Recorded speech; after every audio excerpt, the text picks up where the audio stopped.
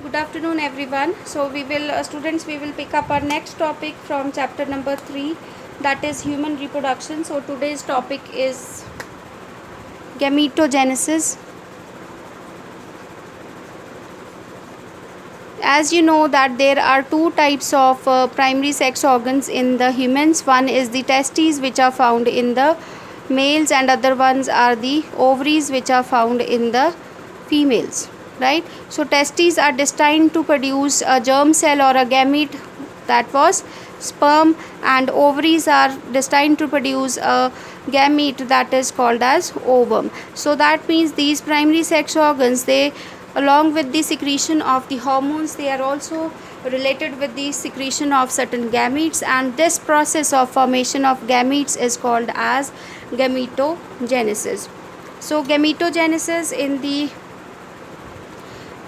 human beings is of two types. The one is called as spermatogenesis, that occurs in the males, that will involve the formation of the sperms, whereas the one which is taking place in the females is also called as oogenesis, which will result into the production of the ovum. So we people will be talking about these two processes in detail now.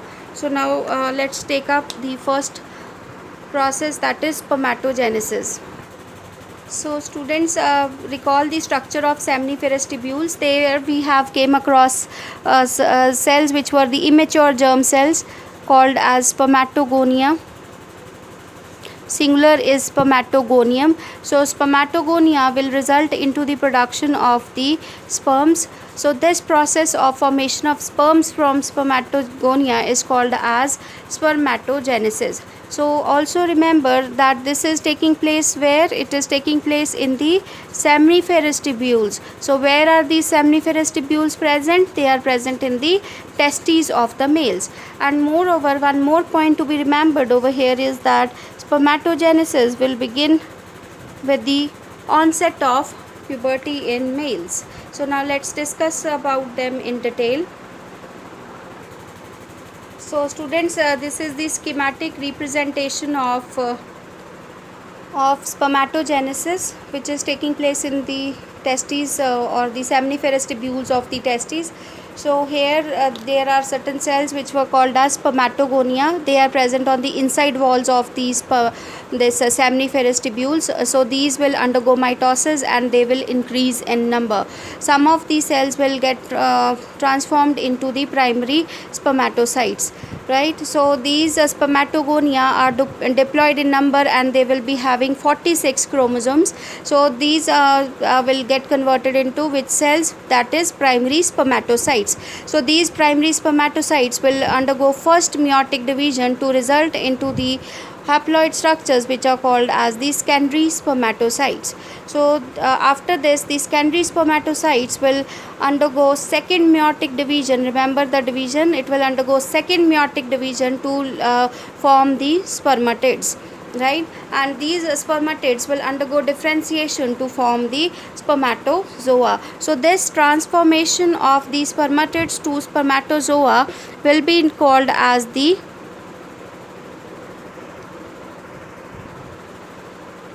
spermiogenesis.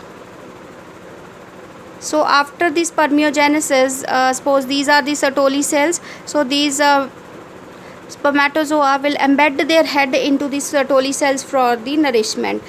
After this, the spermatozoa will be released out from the seminiferous tubules, and that process will be called as spermiation.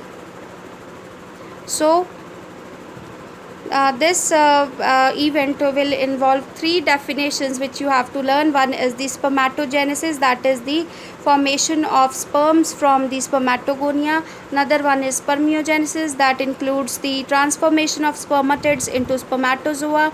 And after that, the another term which you have to learn is spermiation, that is the release of the sperms from the seminiferous tubules, right? So as now you can understand that the spermatogonia, which was diploid in number, has undergone mitosis and one meiotic division, one meiosis rather, so to result into the formation of a haploid structure that was called as the spermatozoa. So now let's talk about the hormonal control of male reproductive system.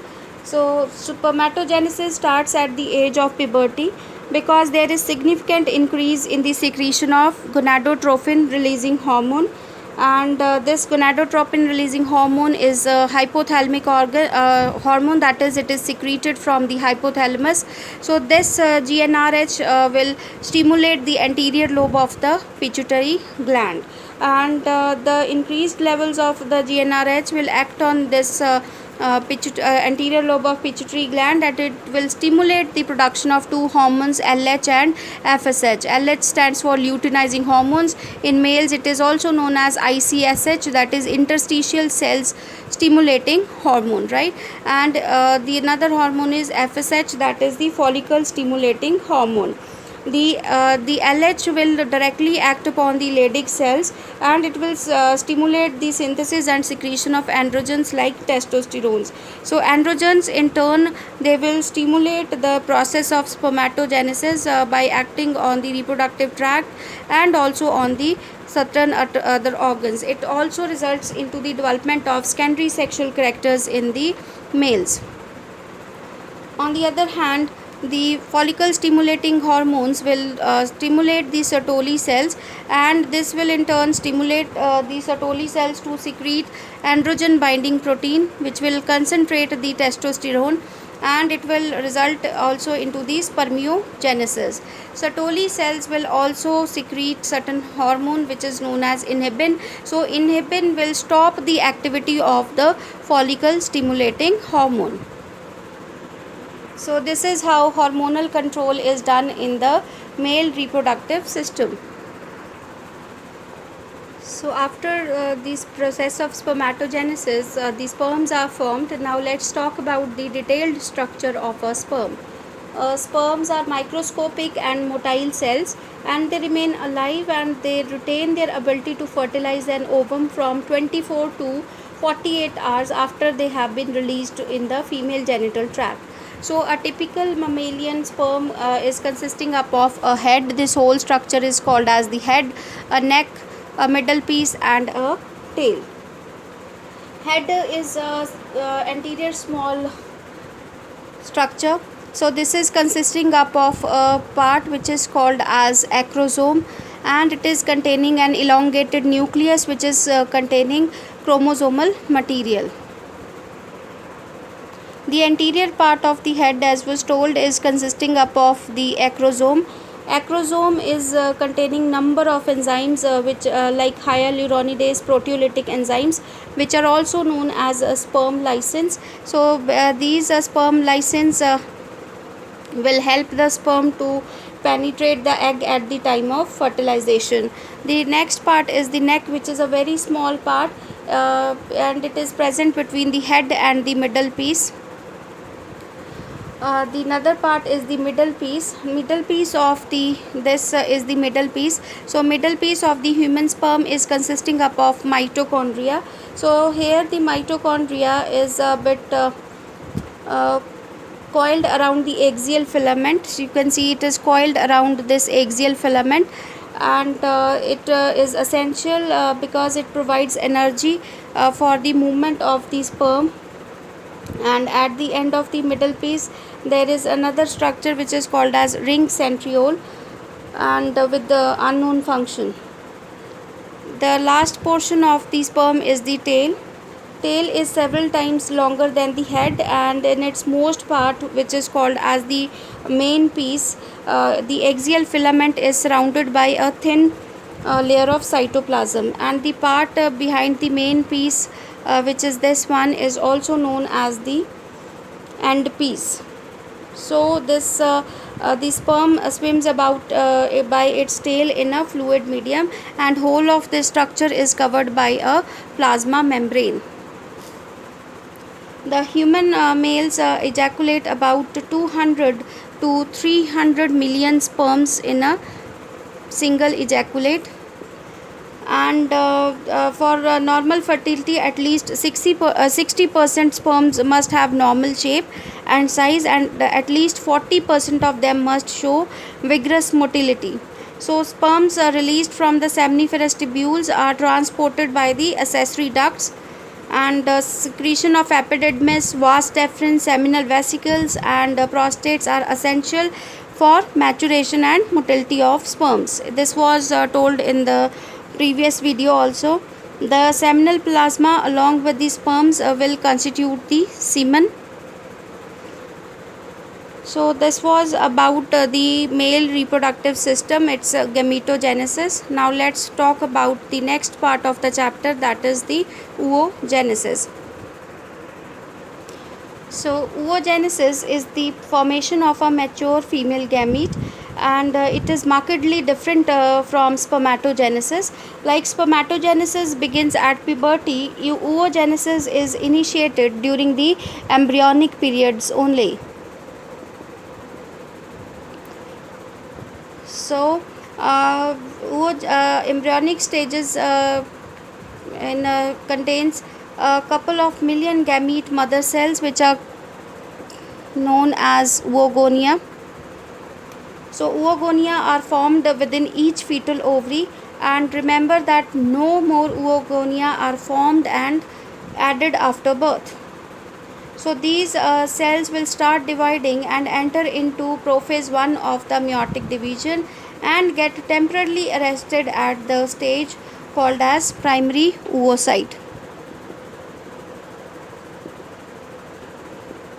So now let's talk about its detailed structure details. The oogonia, they will start dividing and they will form the primary oocytes.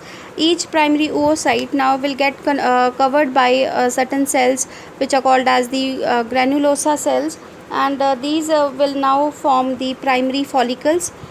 The large number of these follicles degenerate during the phase from birth to puberty. So there are about 60,000 to about 80,000 of the primary follicles which are left in each ovary.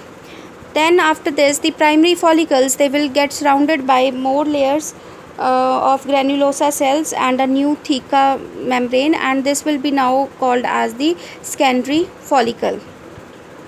The secondary follicle then soon gets transformed into the next stage, which is called as the tertiary follicle. Tertiary follicle is characterized by the presence of a fluid filled cavity called as antrum or follicle antrum. In this stage, the theca layer is organized into an inner theca interna and an outer theca externa. And it is important to know over here is that it is at this stage that the primary oocyte within the tertiary follicle grows in size and it completes its first meiotic division. So it is an unequal division. It will result into the formation of a secondary oocyte and another structure which is known as polar body. So tiny first polar body will be formed, and the secondary oocyte retains bulk of the nutrient rich cytoplasm of the primary oocyte, and after this the tertiary follicle will now get converted into a mature Graafian follicle. So in the mature Graafian follicle, the secondary oocyte over here will now form a thick layer around itself, and that layer is called as zona pellucida. The Graafian follicle will now rupture and it will lead to the release of the oocyte, which is called as secondary oocyte, and this process of releasing of the secondary oocyte is called as ovulation. So the question may come, at which stage is the oocyte released? So from the ovary, so you will answer it is released at the secondary oocytes from the Graafian follicle. Students, this is the structure of a mature Graafian follicle. As it was told that the theca layer, that is the outermost layer of this follicle, will differentiate itself into theca externa and theca interna. This will be followed by the basement membrane. Here you can see a secondary oocyte which has got covered by a layer of zona pellucida, and here you can see nucleus or germinal vesicles. So this secondary oocyte is all covered by layers of follicular cells, and this layer is now called as membrane granulosa.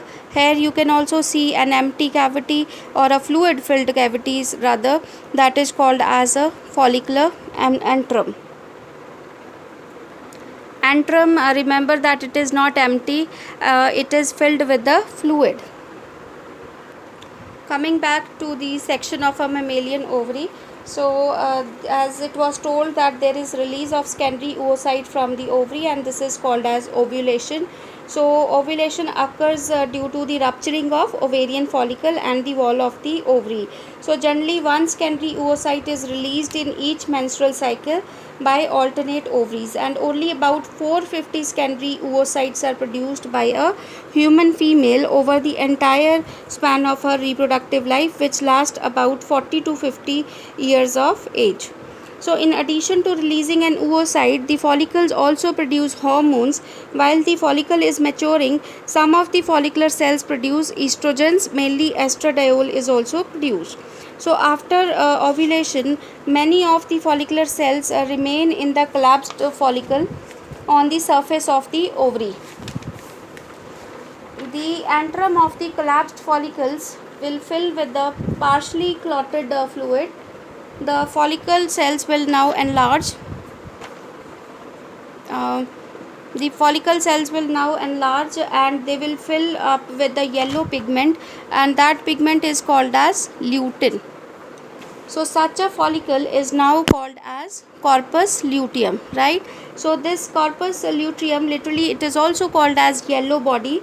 So the lutein cells secrete small amounts of estradiol hormone and significant amount of another hormone, that was progesterone. Corpus luteum also secretes relaxin hormone. After this, the degenerated part of this corpus luteum is now called as corpus albicans. Here you can see this is the corpus luteum only, fully formed corpus luteum with the blood clot and lutein cells. After this, there will be the formation of another structure that is called as the corpus albicans, and this is a white body. In fact, it is a white scar like area. So this is how the different stages of oogenesis are reached, and the different stages of the Graafian follicles is also discussed. So students, we can also understand oogenesis by this schematic diagram. So in fetal development, certain cells in the germinal epithelium of the ovary of the fetus are bit larger than the other cells, and these cells will divide by mitosis. So these cells are also called as oogonia or egg mother cells. These are developed in each ovary of the fetus, and no more oogonia are added or formed after the birth. The oogonia will multiply and they will result into the formation of the primary oocytes. After this, the primary oocyte, this phase is very long, and because it is extended for many years, the oogonium grows into a large primary oocyte, and each primary oocyte then gets surrounded by a layer of granulosa cells, which is called as primary follicle. So as we have discussed all earlier also, and after this, the primary oocyte, so just like the spermatocyte, each primary oocyte will undergo two maturation divisions. First is the first meiotic division, and other one is the second meiotic division. So the results of maturation divisions in oogenesis are bit different from those in spermatogenesis. So in the first meiotic division, the primary oocyte will divide into two unequal cells. So the one is the larger, which is called as the secondary oocyte, and other will be a smaller cell, which is called as the first polar body or polocyte. In second maturation division, the first polar body may divide to form two second polar bodies also, and the second the secondary oocyte divides again to form two unequal cells, and the smaller one is again called as the second polar body, and the ootid which will be formed, it will grow to form the ovum. Thus from one oogonium, one ovum and 3 polar bodies are formed. The ovum is the actual female gamete, and the polar bodies take no part in reproduction, and hence they will degenerate soon. So in human females, the first polar body does not undergo meiosis II, whereas the secondary oocyte, this one, secondary oocyte will undergo meiosis as far as the metaphase stage of meiosis II. However, it will stop there only, and it will wait for the arrival of the sperm for completion of meiosis 2. So as soon as the sperm entry will begin, the secondary oocyte will complete its meiosis 2. So completion of meiosis 2 converts the secondary oocyte into a fertilized ovum, or you can also say that a zygote will be formed. So students, we have talked about the different parts of the different gamete formation, that is oogenesis and spermatogenesis. Now let's also talk about the hormonal control of female reproductive system. So gonadotrophin releasing hormone, which is secreted by the hypothalamus, it will stimulate the anterior lobe of pituitary to form 2 hormones, luteinizing hormone and the follicle stimulating hormones. So the follicle stimulating hormones, they will stimulate the Graafian follicles and promote its growth, and they will also lead to the development of egg or the oocyte within the Graafian follicle to complete the meiosis 1 to form the secondary oocyte. The follicle stimulating hormone will also stimulate the production of estrogens. LH, on the other hand, luteinizing hormone, it will cause ovulation, that is the release of secondary oocyte from the ovary. So in brief, you can say that ovulation in human beings may be defined as the release of secondary oocyte from the Graafian follicle, and the remaining part of the Graafian follicle is stimulated by luteinizing hormone to develop into corpus luteum, which we have just talked about. The rising levels of the progesterone and estrogens will inhibit the release of gonadotropin releasing hormone, which will in turn inhibit the production of FSH and LH and also the progesterone. So I hope you people have understood the concept of gametogenesis. Thank you everyone.